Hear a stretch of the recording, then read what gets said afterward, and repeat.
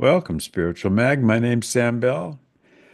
This is my opinion and my observation. It's a little bit different.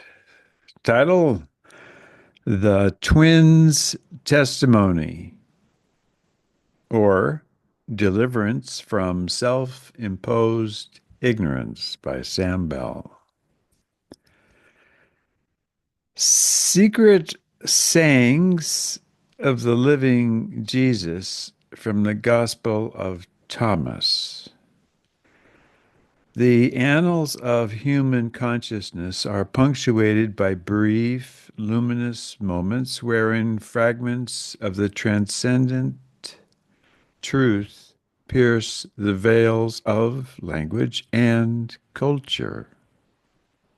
Among these few artifacts, such as the Gospel of Thomas, found in the Nag Hammadi Library in Egypt in 1945, hold a profound mystique that is both captivating and transformative, inspiring and motivating personal growth in the reader. This gospel, distinct from the canonical texts, asserts a daring claim. It is a record of the secret teachings spoken by, quote, the living Jesus himself, and written down by Didius Judas Thomas.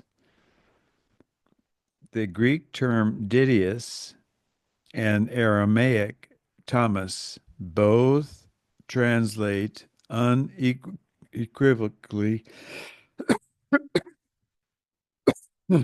to twin,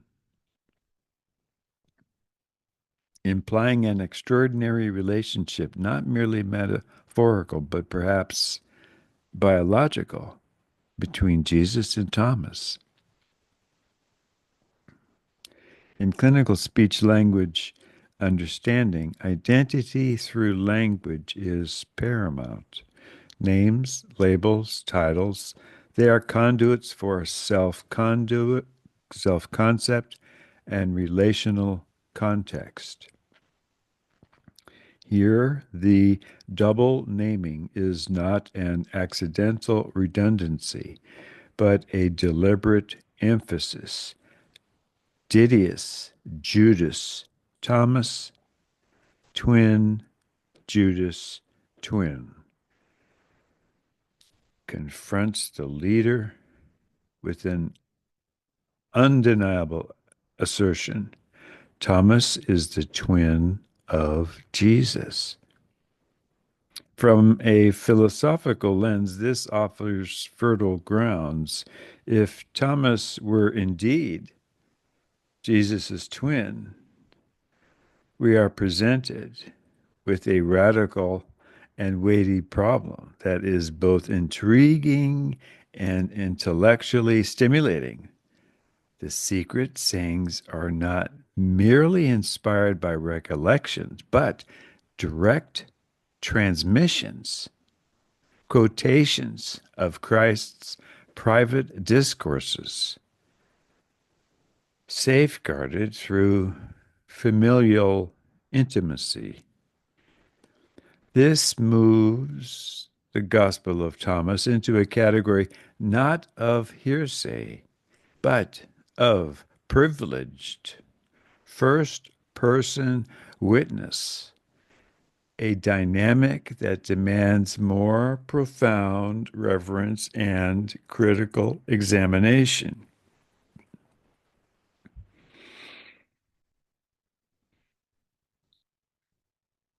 The Nag Hammadi text emerged amidst turbulent contexts. Coptic monks, aware of the rising dogmatism of the early church orthodoxy, concealed these documents sealed within clay jars to preserve gnosis, too vulnerable to survive the hammer of institutional canonization. It is no accident that Thomas's gospel is composed not as a narrative, but as a recollection, a collection of sayings, unadorned by narrative scaffolding, demanding meditation rather than passive reception. Thus, for those of us working at the liminal thresholds between life and death, speech and silence, such as a clinician among hospice patients or a philosopher guiding young minds, these sayings offer balm and catalyst. They invite us, the readers, to believe, know, recite, and become, making us an integral part of this spiritual journey.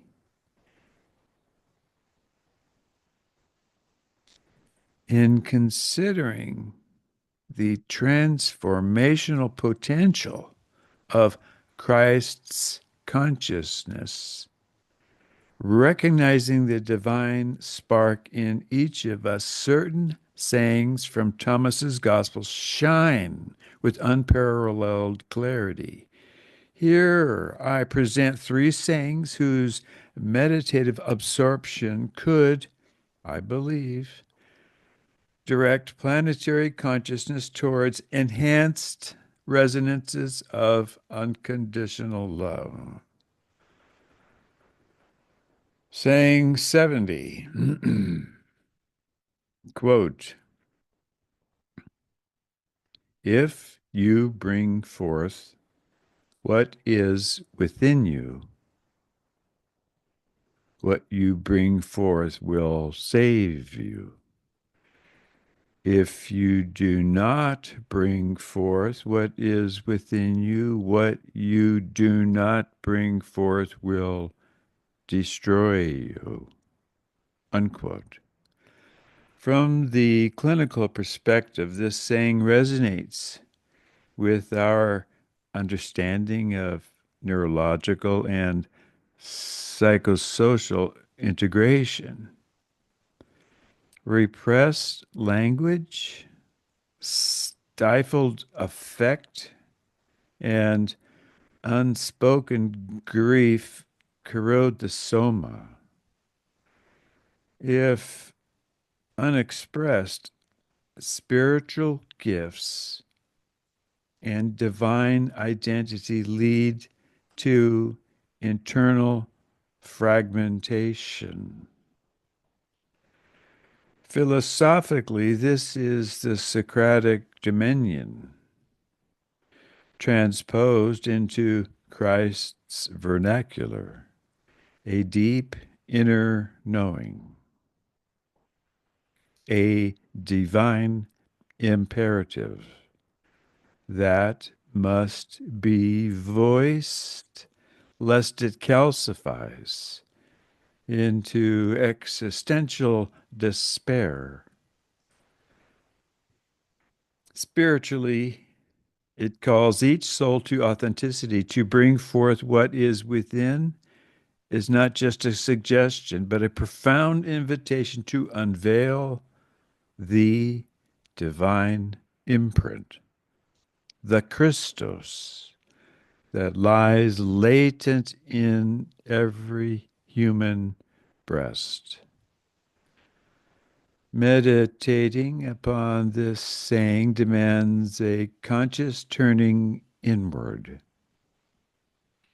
a listening to the ineffable currents of being, and a courageous birthing of one's most actual essence into the communal life of the world. Saying 77, Jesus said, quote, I am the light that is over all things. I am all. From me all came forth, and to me all attained. Split a piece of wood, I am there. Lift the stone, and you will find me there. Unquote.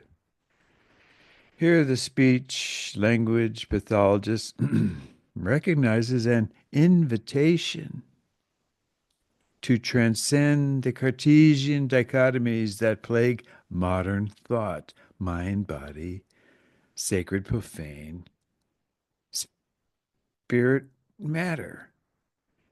From a philosophical standpoint, this saying anticipates Spinoza.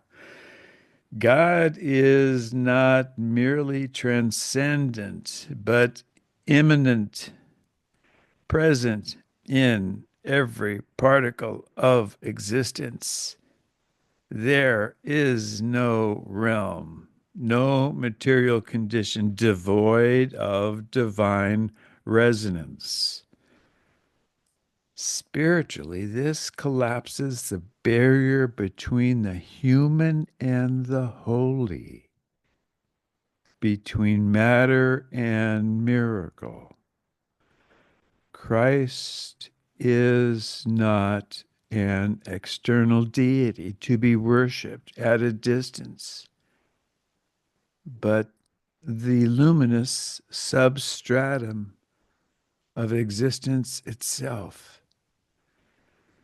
Meditating upon this saying involves entering into a sacramental vision of life, perceiving divinity not in abstraction, but in the very wood and the stone of our daily being. Saying 108, Jesus said, quote, whoever drinks from my mouth will become as I. I shall become that person, and the hidden things will be revealed to them, unquote. This is the most profound, a radical affirmation of theosis, the mystical union between humans and the divine. Clinically, we understand that imitation and resonance are fundamental to language acquisition and cognitive development. Here, Jesus extends that principle into the spiritual domain.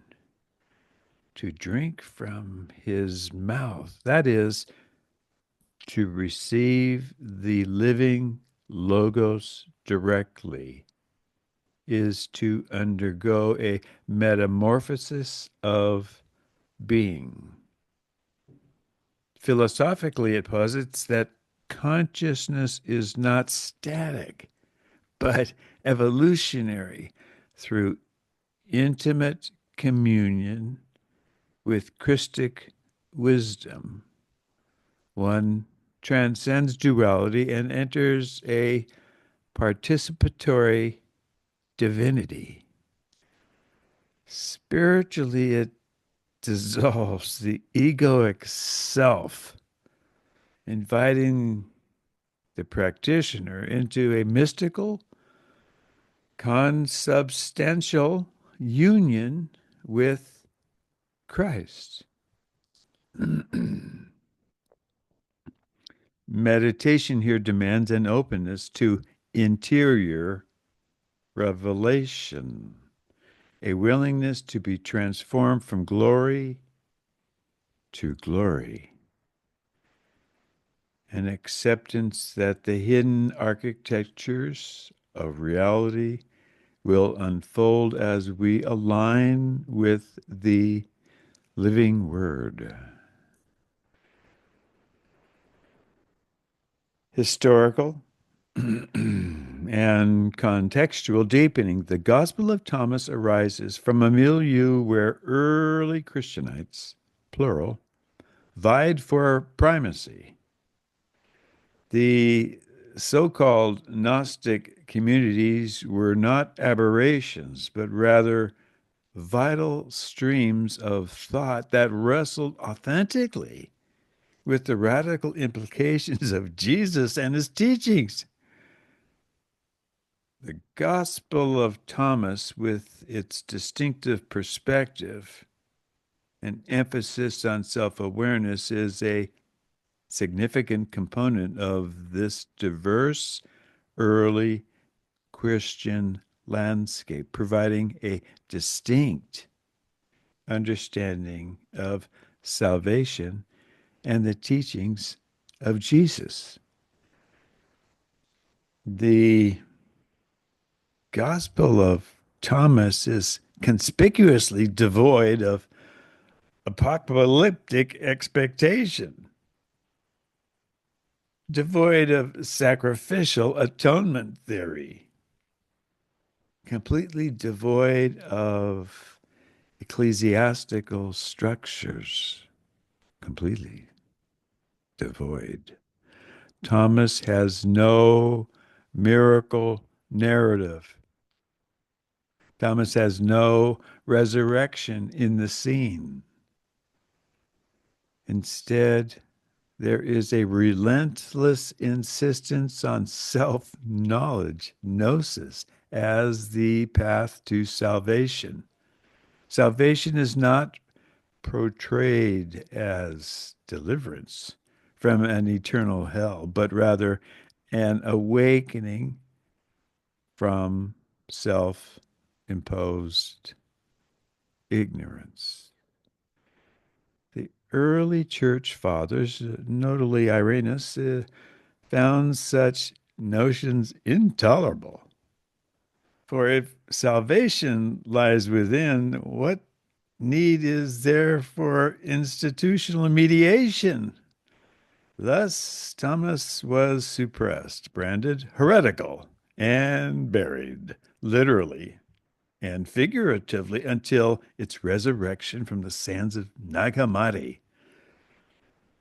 From a modern psychosocial perspective, Thomas's insistence on inner knowing parallels contemporary understanding of consciousness as layered, consciousness as dynamic, consciousness as holographic. From the standpoint of philosophical hermeneutics, it demands a reading that eschews dogma in favor of experiential encounters. From the spiritual point of view, the perspective of those who sit with the dying and witness daily thin places where the veil lifts, Thomas offers hope and a direct map for transformation. Christ's consciousness is not an ideal, but an inevitability for those willing to drink deeply from the secret sayings. Conclusion is an invitation to resonance. Loved one, in the sacred duty of each seeker, where every utterance can bear existential weight, we learn that meaning must be embodied, not merely spoken. Similarly, philosophy teaches that wisdom is not what one knows, but what one lives. Thus, the secret sayings of living Jesus, as transcribed by his twin Thomas, are not relics to be admired from afar. They are living frequencies. They are coded messages. They are messages from the heart of Christ's consciousness, waiting to awaken the slumbering divinity within each of us. Meditating upon them means allowing their resonance to reshape our neurobiology, worldview, and every mode of being. It means participating in unfolding unconditional love across this planet, one awakened soul at a time. In the final analysis, perhaps, Thomas would offer no dogmatic declaration, but this: bring forth what is within you. In doing so, you reveal yourself and the Christ ever living, ever speaking within everything. You and all your loved ones are always in my prayers. Samuel Joseph Bell, civilian journalist, spiritualmag.org.